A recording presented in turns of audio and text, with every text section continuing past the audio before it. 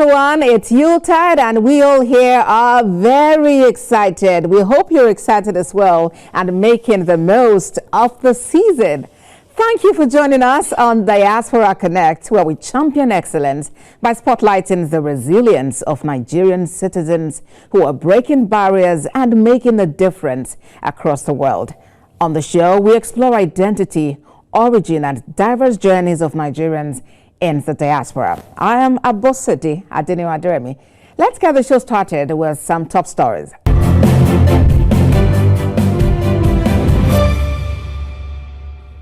The Nigerians in Diaspora Commission Nidcom has signed a partnership agreement as part of the federal government's efforts to address the challenges of unemployment.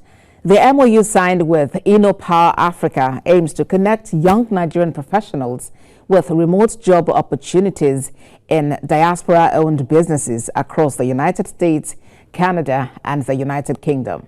Chairman and Chief Executive Officer of Nidcom, Abike Dabiriwa, emphasized that Nidcom is proud to champion the initiative, which embodies its core mandate of mobilizing the Nigerian diaspora as active participants in solving Nigeria's challenges.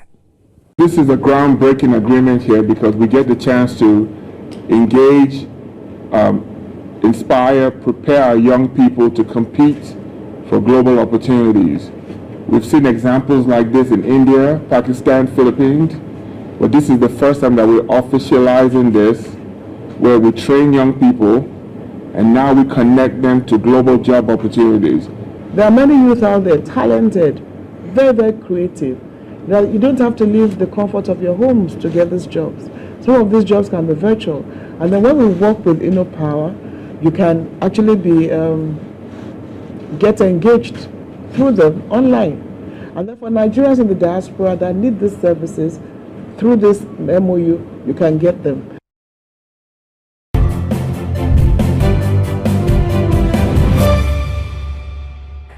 All right, let's now connect you to your roots by checking out these fun facts on our Did You Know segment.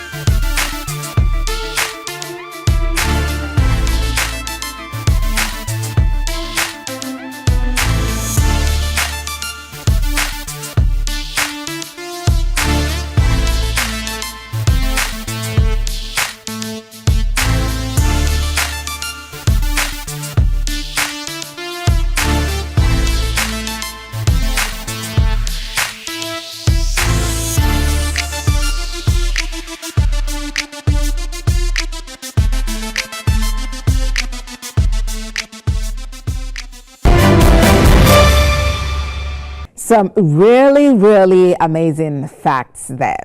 All right, on the program today, we are exploring how the African diaspora can accelerate digital development back home.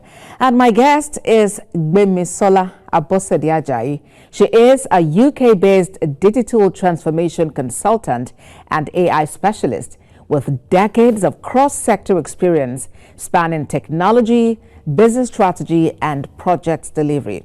She holds a BSc honors degree in zoology from the University of Lagos, an MBA from Middlesex University, doctoral training in pharmaceutical supply chain from the University of Greenwich, and an MSc in international project management from the Anglia Ruskin University. She also completed Artificial Intelligence Essentials with the British Computer Society. Gbemisola is widely certified in business and IT systems, including BCS Business Analysis, ITIL, Prince2, MCSE, CBEL CRM, and a postgraduate diploma in marketing CIM. Her work focuses on driving digital innovation, operational efficiency, and technology-led transformation. Having migrated to the UK in 1991, she brings a strong diaspora perspective to digital governance, AI adoption, and enterprise transformation. Ms. Ajayi, my namesake, compliments of the season and welcome to Diaspora Connect. Compliments of the season to you as well, and thank you for having me on the program. All right, and how is the UK this season? Oh, well, it's a week to Christmas. We're preparing for the festive season. The weather is not too cold, so it's bearable. All right, so I like the word bearable. And back home in Nigeria, it's dirty December season, if you know what I'm talking about. Any plans to join the group from where you are? Not this year, actually. I prefer to keep my December clean, so I'll be going off to Malta with my daughter. That's amazing. And talking about family, it was your mom's 83rd birthday only recently. Absolutely, yes. My mother turned 83. She lives with us here in the UK, and she was a civil servant. She retired as a director at the Cabinet Office, so remarkable things have happened. That's amazing. So just extend our love and appreciation and congratulations to her. Will do. All right, so let's get into it. Tell me about the girl that became the woman that I am interviewing today. How was it growing up in Nigeria before you decided to cross over to the UK? Yeah, very interesting question. And I have a dual citizenship. I was actually born in the UK in the late 60s. Don't want to give away my age. And I was taken to Nigeria with my siblings and my mother. And my father later came to join us. So I've had the background of actually being born and had my early years in the UK. And then getting to Nigeria, I did all of my education, my formative years from the ages of 3 to 20. 23 was in Nigeria. So I went to primary school in Yaba, Ladilak Institute, secondary school, Arega Memorial Baptist Secondary School, A-levels, Methodist Girls High School, and then University of Lagos for my first degree before returning to the UK at the age of 23. And I realized quickly that I had an advantage, having done a first degree in Nigeria and completed the National Youth Service Corps. So that was really my background. Living in Nigeria was fun for the 20 years that I lived there. Fun, and so much fun. And your first degree was in zoology. And Correct. Over the years, you've moved on to receive training in pharmaceutical supply chain, talk about international project management, even AI. You are like a cat with 9 lives. What inspired these moves of yours?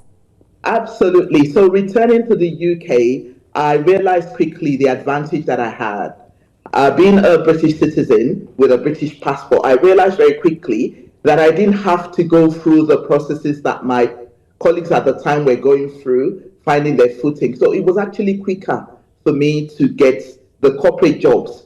So I realized quickly that having an additional education would prompt me, would push me into the corporate world. So I did an MBA first and foremost in the first couple of years that I arrived in the UK in the 90s. And then I got into IT very early on. So I did a Microsoft certified engineering course, which launched me into consultancy projects, building infrastructure initially. And then I have actually taken the approach of being at the cutting edge of business and technology. I would look at what is coming on and quickly jump on the training. So I have actually, like you said, had more than 9 lives with the essential background and various training that I've accomplished, with being innovative and creative, and actually being at the cutting edge of technology and business has been the way that I've moved my career from consulting, business analysis, project management, and even to completing doctorate modules that launched me into a user research career, designing and supporting gov.uk businesses, that is the civil service, in improving their digital platforms for the citizens in the UK. But doing all of this, what major challenges have you encountered? To be honest, the challenges are not insurmountable. Being a woman in technology when I started in the 90s was one of the main challenges, because as a woman in tech at the time, you would be the only woman on the team, and sometimes the only black person on your team. So I quickly had to find my voice and to make good use of my voice. For example, in meetings, when you make suggestions as the only woman in tech at the time, you would be overlooked. But I learned very quickly to employ various skills and strategies to make sure that I can negotiate, I can communicate properly, and make sure that my voice is heard and my opinions and decisions count in team settings. All right, and now that we have more girls, ladies, and women in tech, how do you feel about that? It's actually comforting to know, and I have actually been involved in various projects to support young ladies, helping them develop in STEM. I co-founded a technology business in Ghana called WexGen, and I'm actually a founder of my own business here in the UK, Global Alliance and Associates. And one of the things that I do is engage with other women, empower women in technology, digital transformation, and AI skills, helping them to use the various tools to enhance their productivity and performance. So it's actually a better world now with more women in tech. It's quite inspiring to see how we're making the impact. Really.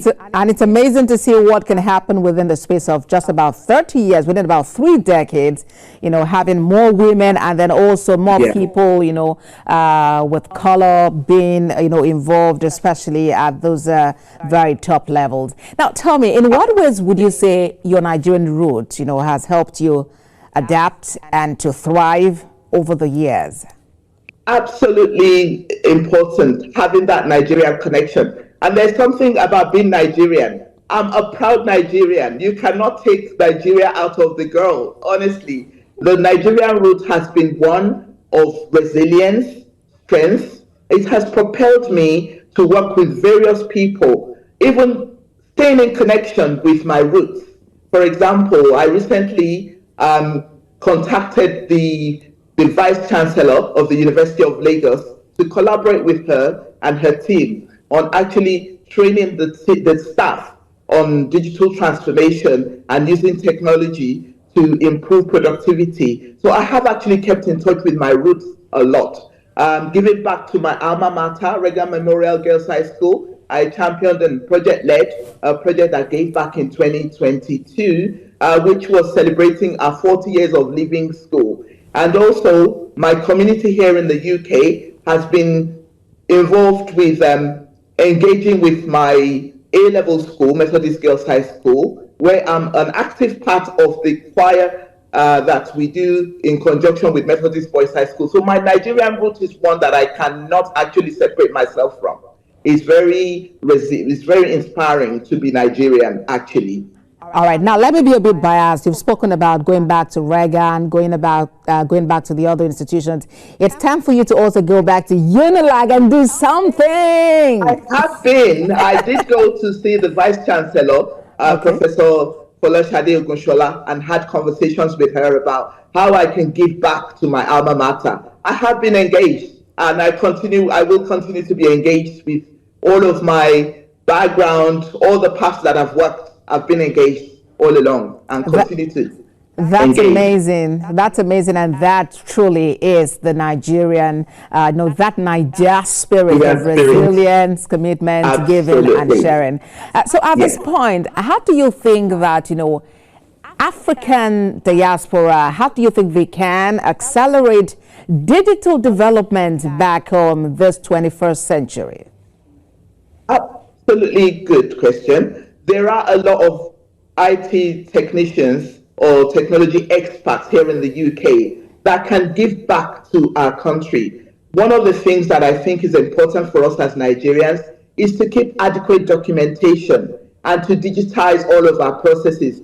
Maybe we're in business or in government or private sector, it's important to have like an audit trail of paperwork to be able to access information very quickly. So that's what digitization is about. So Nigerians in the diaspora that have skills such as myself can actually be engaged in strategic positions to lead in governance, in things like transforming businesses, transforming the civil service, transforming central government, public services, so that we're on par with our first world countries in terms of digital technology. Artificial intelligence is one of the cutting edge technologies that we cannot separate ourselves from.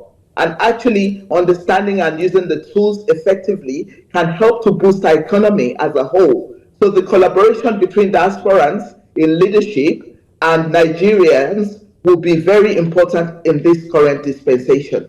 All right, and we know that over time, Nidcom has been very outspoken about the need for Nigerians in the diaspora to support, government across levels in, getting development, to really hold sway back home. So what would be your appeal, or what interactions, what engagements have you had over time, and what has been the reception you have received about some of these novel ideas that you were sharing? Good question. Again, I was in Nigeria this year, July, and I was in Abuja specifically and had conversations with a group of people, some of them work in Astor Rock actually, about how I, as an individual, and my colleagues that I know have the skills, the relevant technology, innovation, and business strategy skills can help to give back to our community, to help to develop our technological expertise, and to mentor young people, particularly train and lead people that are interested in this space to be competitive globally.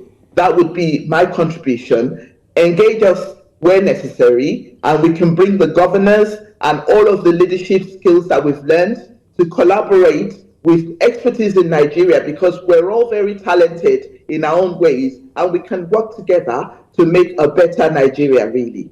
Indeed, that talent is visible for all to see. Look at you, for instance. I just read out your CV at the beginning of the show, and I'm like, this is incredible. This is someone who owns her space, who knows what she's doing, and she's not backing down anytime soon. Absolutely.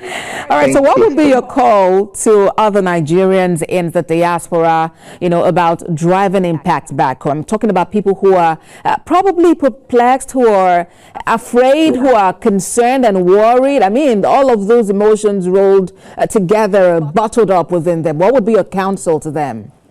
Okay, so I would say there are reasons to be concerned. Security is actually a concern for all of us, both Nigerians at home and abroad. And I would implore our government to do a bit more in terms of making the country secure, because that would encourage others to come along and contribute their quota.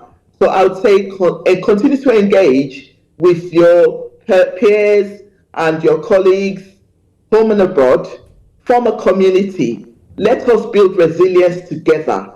Nothing is insurmountable. If we work together, we can achieve a lot. So to make impact, it requires collaboration, networking, believing in ourselves, and also being positive would help us to achieve the success that we require in this current world. Being positive, and I believe that also would involve when, for instance, you come across an information that you're concerned about, rather than maybe just spreading it out there, you try to even confirm how accurate, how correct is this information that I have seen, that I'm exposed to, just before going ahead and making a lot of noise about it. Or what do you think, Ms. Ajayi? Absolutely great point, because in this current age where technology can do different things like deep fakes, where you can actually impersonate other people or use voices to impersonate others, it's important to fact check even what we're seeing on social media to ensure that we're spreading the right news and not just scaring people off Nigeria, really. So quite important to be knowledgeable about identifying good and negative news, or fake news, or deep fakes in technology use, for example, and also to communicate positively about our country, because it's a great country and we can't shy away from that. We have a great country. We need to promote it. Nigeria is a great country. So as we wrap up the conversation, I'm taking this back home and making it quite personal. What do you miss most about, those 20 years or so that you spent in Nigeria? Over 3 decades, actually, of living in the UK and 20 years of living in Nigeria. I think I had the most amazing childhood in Nigeria. I had a lot of cousins, and I had the opportunity to engage with my cousins. Actually, the Tejo Show market in Yaba was actually named after my grandfather.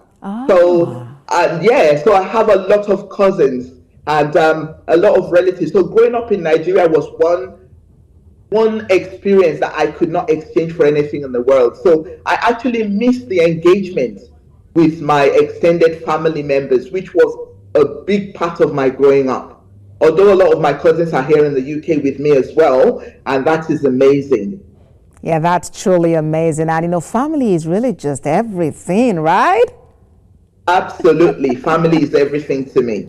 All right, so I look forward to when next you will be making a trip to Nigeria, because you need to check those areas out again. I need to even try to see how you can relive some of the memories. Perhaps visit some of those spots where you would naturally hang out and have those discussions, play daddy and mommy. I usually do that. You did it? Oh yeah, I usually do that. Yes, I'm in Nigeria a lot. Actually, I come to Nigeria at least every year. Yeah, so great. I have been in touch, and I will continue to be in touch. Even my children that were born in the UK, they sometimes will go to Nigeria by themselves.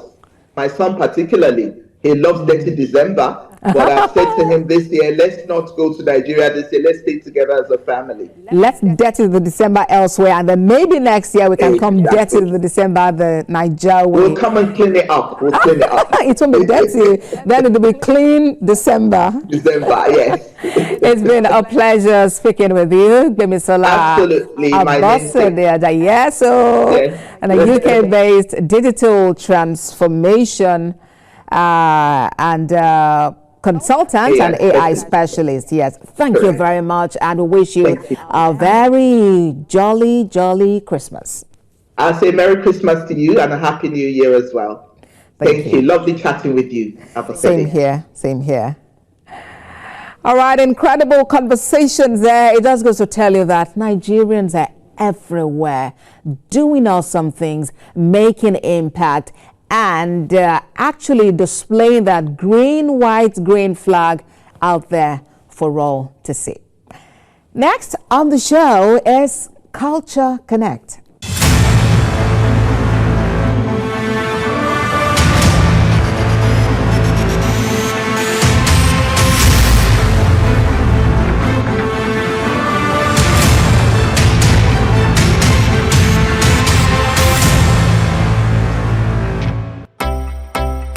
From Lagos to London, from Abuja to Atlanta, Nigerians are exporting more than music and movies.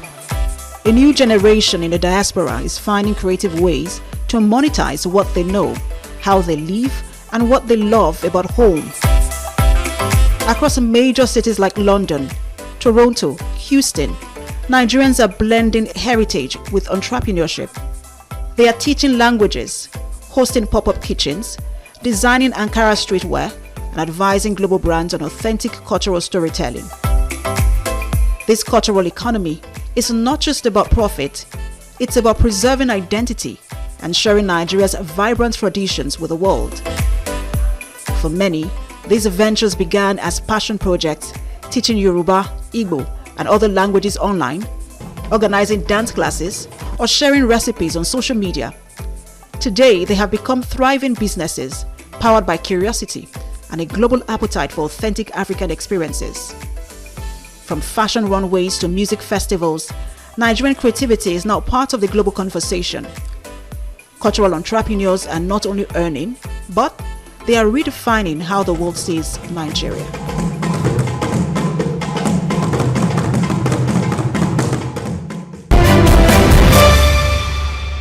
Amazing. So because this is the last episode of Diaspora Connect before Christmas, we will leave you with this Christmas song. Very simple, very clean, something you can move to.